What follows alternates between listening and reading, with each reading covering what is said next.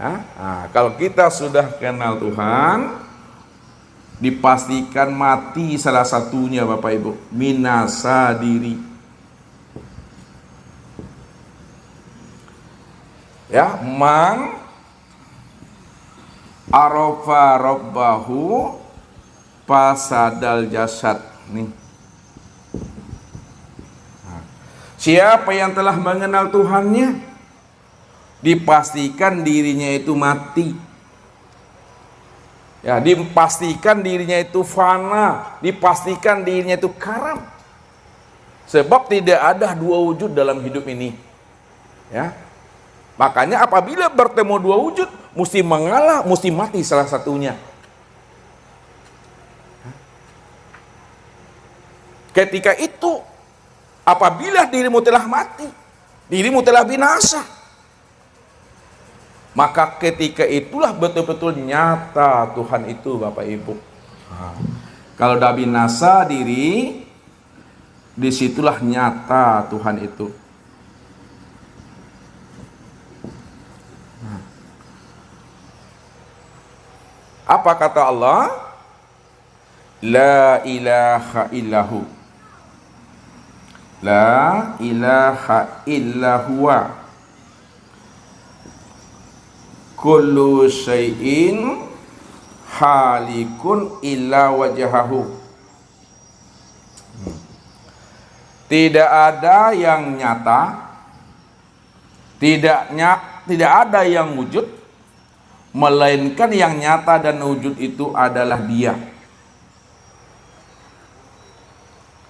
Dia itu dianya Allah Bapak Ibu.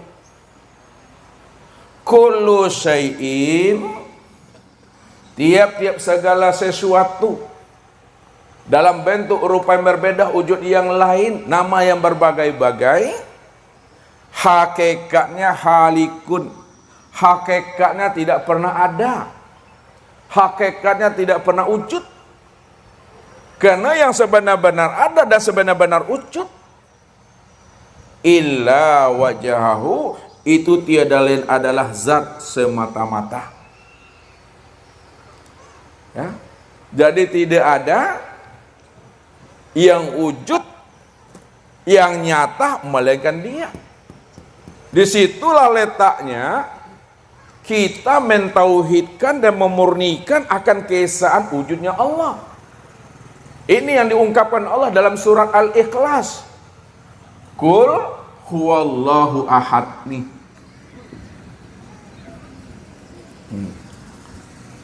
Katakanlah bahwa Allah itu adalah ahad.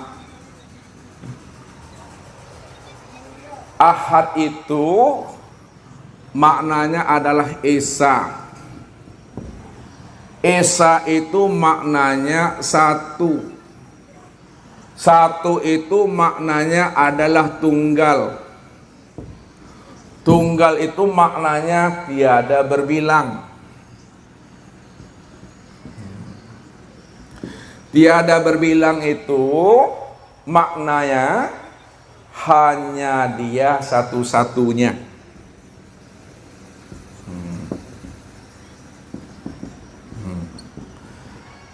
Hanya Dia satu-satunya itu maksudnya tidak ada diri yang lain selain dirinya. Tidak ada diri yang lain selain dirinya. Nah, selain dirinya. Nah, itu maknanya. Tidak ada diri yang lain selain dirinya. Hanya Dialah yang wujud secara mutlak semata-mata. Nah, Dia yang wujud secara mutlak semata-mata. Itulah makna ahad itu Bapak Ibu. Pertanyaan Ustaz, kalau Bapak Ibu paham bahwa Allah itu ahad, esa, tunggal dan tiada berbilang,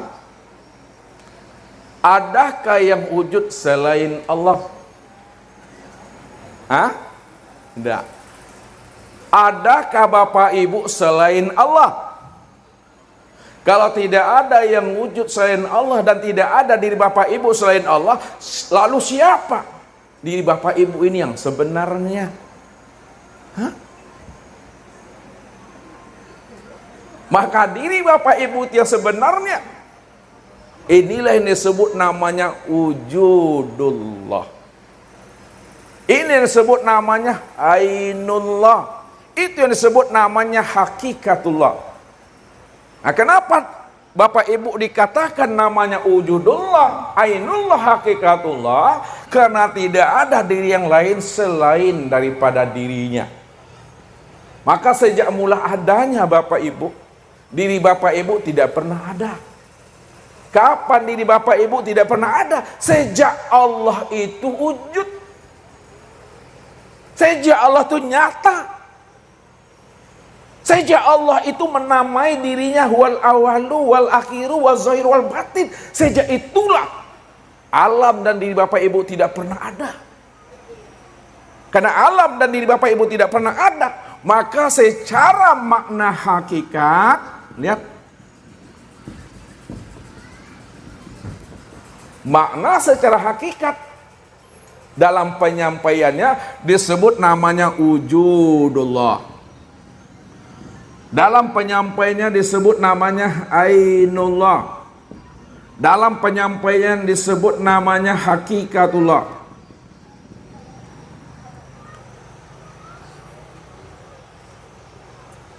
Lalu bagaimana pula kalau dihantarkan dengan bahasa thariqat? Nah, kalau dihantarkan dengan bahasa thariqat, maka diri Bapak Ibu disebut namanya mir'atillah. Mir'atillah itu cermin Allah. Nah, sekarang Ustaz mau nanya Ibu dulu. Ya. Pertanyaannya, ya, bisakah ibu-ibu memandang atau melihat wajah sendiri? Bisa. Jangan ada dusta di antara kita.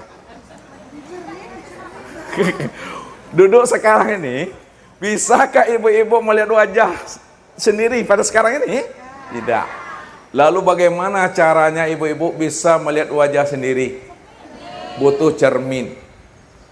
Ketika Bapak Ibu berdiri di depan cermin, nampakkah diri Ustadz di dalam cermin itu? Tidak. Kenapa tidak nampak diri Ustadz dalam cermin pada saat Bapak Ibu bercermin? Karena bukan Ustadznya yang bercermin adalah Bapak Ibu. Kalau Bapak Ibu yang bercermin berdiri di depan cermin, maka diri Bapak Ibu lah yang terpandang dan terlihat dalam cermin itu. Apa maksudnya ini? Allah itu wujud. Allah itu nyata. Allah itu esa dan tunggal. Dia yang ada dengan sendirinya. Lalu Allah ingin melihat kesempurnaan dirinya, bahwa dirinya maha terpuji, dirinya maha suci, dan dirinya maha besar. Karena dia ingin melihat akan wujud kesempurnaan dirinya, maka dizahirkannya lah alam, dizahirkannya lah diri Bapak Ibu. Alam dan diri Bapak Ibu ini adalah cermin untuk memandang dan melihat akan nyatanya wujud dirinya. Karena dia cuma yang bercermin, maka dirinya yang nampak dalam cermin itu. Rupanya diri Bapak Ibu ini adalah cermin untuk memandang wajahnya Allah itu. Disitulah dikatakan oleh Allah, wa khalaq Adam ka suratihi wa khalaqal insan ala suratir rahman. Dijadikan Adam itu adalah cermin memandang akan rupa diriku. Dijadikan insan itu adalah gambaran Ar-Rahman, adalah diriku sendiri. Jadi dalam bahasa thariqat, diri Bapak Ibu disebut namanya mir'atillah, cermin Allah, tempat memandang dan melihat akan nyatanya akan wujud kezahiran Tuhan itu. Jadi kalau Bapak Ibu ingin melihat kesempurnaan memandang nyatanya diri Allah, pandanglah kepada insan, pandang kepada diri sendiri, karena diri sendiri itulah kesempurnaan memandang nyatanya diri Allah. Walaupun Ustadz mengatakan diri sendiri, akan tetapi diri sendiri bukanlah kenyataan diri kita, namun kenyataan nyatanya diri Allah itu. Kemudian Bapak Ibu, kita gunakan bahasa syariat. Dalam bahasa syariat, cara penyampaiannya bahwa diri bapak ibu itu disebut namanya Abdullah, hamba Allah. Diri bapak ibu itu disebut namanya makhluk Allah. Diri bapak ibu itu disebut namanya ciptaan Allah. Kalau kita sudah paham dan mengerti akan rahasia diri kita ini tiada lain adalah cermin Allah. Itu tiada lain adalah wujud Allah. Wujud Allah itu tiada lain adalah dirinya semata-mata. Disitulah kita benar-benar telah berliqa', telah bermusyahadah dan bermuwajahah dengan Allah itu. Makanya orang yang telah sampai pada puncak maqam ma'rifat, apa kata Rasul? Man arafallahu kala lisanahu. Man arafallahu kala lisanahu. Siapa yang sudah mengenal Allah, Allah yang benar-benar wujud, Allah yang benar-benar bersifat, Allah yang benar-benar awal, akhir, zahir dan batin, kala lisanahu, ketika itu kelulah lidahnya, kata yang tiada terkatakan, tak bisa lagi diuraikan dengan kata-kata, tak bisa lagi dijabarkan dengan ilmu pengetahuan. Semuanya telah terang dan jelas Bapak Ibu. Sesuatu yang telah jelas, sesuatu yang telah terang, pengenalan diri Bapak Ibu kepada Allah, kalau dijelaskan juga makin tak jelas lagi maknanya, makin rancu lagi makna yang sebenarnya. Contoh, ini Ustaz bertanya sama Bapak Ibu nih. Sekarang Bapak Ibu duduk di mana sekarang nih? Hah? Di bawah tenda, ya.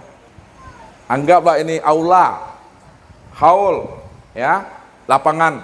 Nah, yang mana yang dikatakan haula, haul itu Bapak Ibu? Yang mana yang dikatakan lapangan itu? Ini coba tunjuk yang mana? Itu tunjuk nanti karpet, itu tunjuk nanti keramik, itu tunjuk nanti tenda. Jadi sesuatu yang sudah paham, sesuatu yang sudah jelas, Bapak Ibu memahami namanya aula, namanya hal, namanya lapangan, jangan disebut-sebut juga lagi, jangan ditanya-tanyakan juga lagi. Makin ditanya, makin disebut, makin tak jelas barangnya itu lagi. Tersebut nanti karpet, sejadah, tersebut nanti namanya tikar, tersebut lagi namanya keramik. Apa maksud yang sebenarnya yang Ustadz sampaikan ini? Sesuai dengan pesan Rasulullah ini. Kalau Bapak Ibu sudah mengenal Allah, Allah yang awal, Allah yang akhir, Allah yang zahir, Allah yang batin, Allah yang wujud, jangan disebut-sebut juga yang mana yang Allah itu. Nanti lain yang disebut, lain yang ditunjuk tuh. Nah, nanti masuk Ustadz tuh. Contoh lagi, nih. Ini apa namanya Bapak Ibu? Ini apa nama? Meja. Yang ini yang meja nih. Ah, yang ini kain nih. Nah, buka lagi kain juga, buka lagi. Ini yang meja. Ini papan. Jadi tidak perlu lagi dijelaskan yang meja itu yang mana. Cukup disadari dan dipahami. Mengenal Allah itu, kalau kita sudah kenal, cukup disadari, diam dan diimani.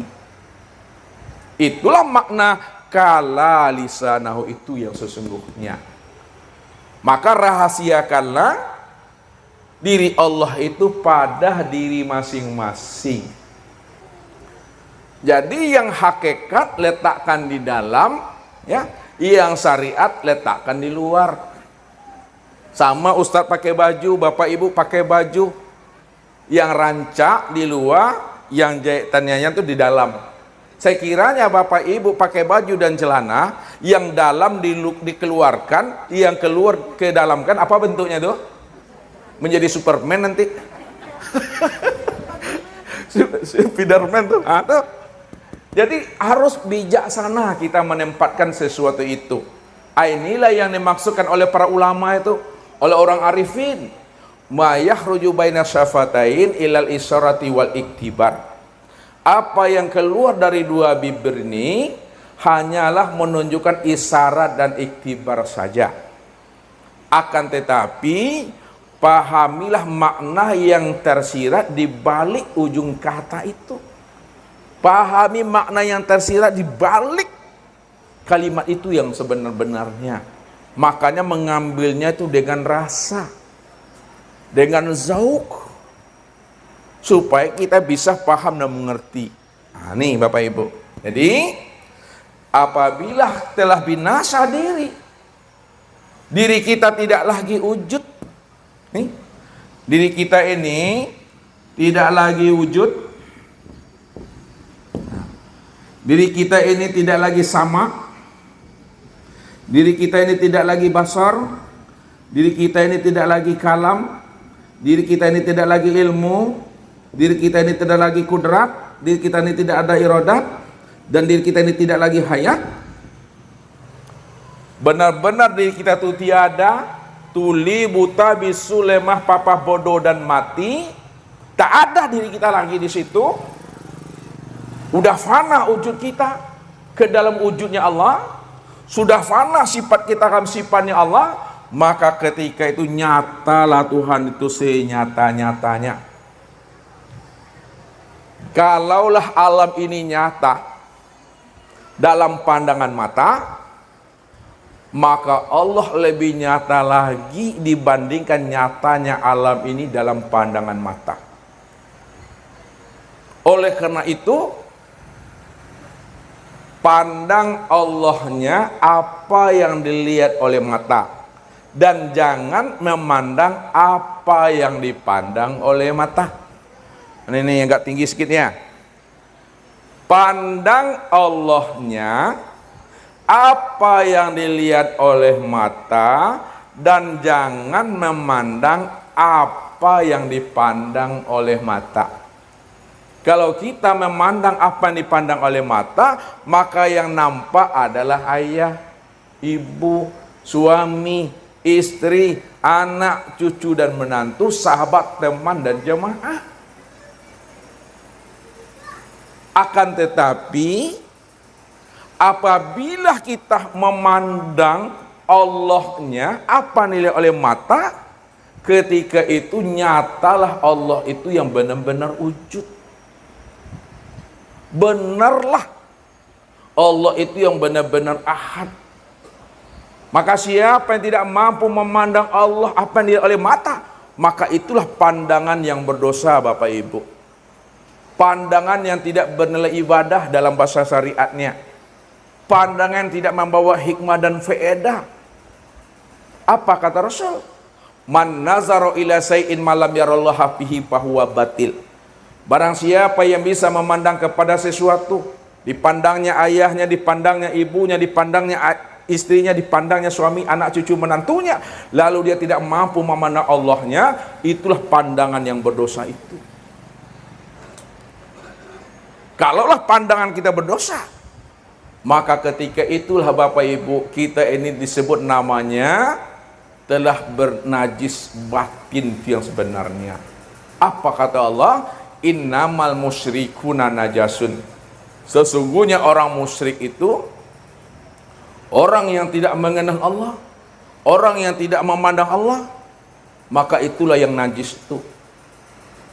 Kenapa dikatakan najis? Karena dia tidak mampu mengenal dan memandang akan Tuhannya. Maka wajib kita ini setiap harinya mandinya mandi hadas besar, mandi junub Bapak Ibu. Walaupun Bapak Ibu tidak junub secara zahir, tapi ketika kita tidak mengenal Allah, ketika kita tidak terpandang Allah, maka ketika itu kita telah junub itu yang hadas besar itu. Ini mesti pahami. Ya, betul-betul nyata Tuhan itu. Apa kata Allah? La ilaha illahu. Tidak ada yang nyata, tidak ada yang wujud, melainkan yang nyata dan wujud itu hanyalah Dia. Kullu syai'in halikun ila wajahahu. Tiap segala sesuatu yang wujud dan yang nyata, hakikatnya itu binasa. Illa wajahahu, yang nyata itu hanya zat semata-mata.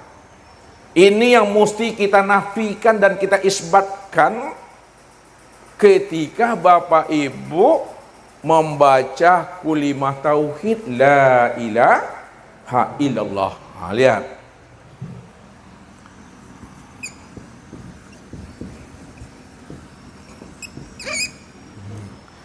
La ilaha illallah. Ya.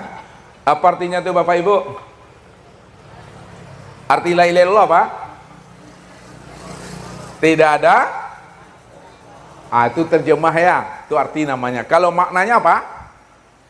Maknanya apa? Maknanya tidak ada yang nyata melainkan Allah. Ini yang mesti kita jazamkan, kita i'tiqadkan, kita patrikan ke dalam diri. Karena kalimat tauhid ini Bapak Ibu, ada kalimat nafinya dan ada kalimat isbatnya. Lihat, mana yang nafi dan mana yang isbat. La ilaha, ini disebut namanya kalimat nafi. Sedangkan illallah disebut namanya kalimat isbat. Mentiadakan dan menetapkan. Pertanyaannya, ketika Bapak Ibu melafazkan kalimat la ilaha illallah, ada nafi dan ada isbat, mana yang dinafikan pada diri dan mana yang diisbatkan pada diri? Tahu ibu-ibu? Lain nak tahu dah. Lain nak tahu dah. Lihat. Yang dinafikan pada diri itu adalah tubuh beserta nyawa. Apa maknanya? Tidak ada yang nyata pada tubuhku, kulitku, dagingku, urat, tulang, hati, jantung, rabu, empedu, buah punggung, ruh dan sirku, itu dinafikan. Illallah, baru diisbatkan. Yang benar-benar nyata pada tubuhku, kulit, daging, urat, tulang, limpa, hati, jantung, rabu, empedu, buah punggung, ruh dan sirku, hanya Allah semata-mata. Dia yang wujud dan dia yang nyata. Karena tidak ada alam selain dia. Tidak ada sesuatu selain dia. Tidak ada di Bapak Ibu selain dia. Hanya dialah satu-satunya itu. Ini yang selalu i'tiqad. Pada saat memandang, pada saat berkata, pada saat berjalan, pada saat melangkah, pada saat bergerak dan pada saat diam. Sampai habisnya usia umur kita itu. Inilah orang yang telah berada dalam kuliman la ilaha illallah. Dan itulah diri yang telah berkelima. Jadi diri yang berkelima itu Bapak Ibu, tidak hanya sekedar melafazkan kulimah la ilaha illallah. Tidak hanya sebatas mengucapkan la ilaha illallah. Diri yang benar-benar berkelima itu, di mana dia telah mengenal diri yang bernama Allah itu. Di mana dia sudah mengenal diri yang punya nama itu. Sebab apa? Al-ismu wal musamma wahid. Nama dengan diri yang punya nama itu adalah esa Bapak Ibu. Satu, tidak pernah berpisah cerai. Contoh, nih, anggaplah ini gula, ini manisnya. Apakah seperti ini pemahamannya, ini gula, ini manisnya, berpisahkah manis dengan gulanya? Tidak. Kalau tidak berpisah manis dengan gula, lalu manis itu letaknya di mana? Manis itu letaknya di gula. Manis itu letaknya di gula. Jadi kalau kita sebut namanya spidol, kita sebut namanya mik, ini orangnya spidol tuh. Disebut namanya mik, ini orangnya itu. Disebut namanya kopiah, ini orangnya. Disebut namanya tangan, ini orangnya. Ketika Bapak Ibu menyebut Allah, mau orangnya, mau wujudnya, terang dan nyata tuh. Makanya kalau Allah telah nyata, Allah telah zahir, Allah telah wujud, tak nampak juga sama Bapak Ibu nyatanya Allah itu, itu yang butuh sangi itu Ustaz tuh. Ya, sangi butuh. Kainlah menjadi baju, Bacari-cari jo kain dule padahal lah menjadi bajunya. Mestinya Bapak Ibu ketika memandang baju yang terpandang itu adalah kain.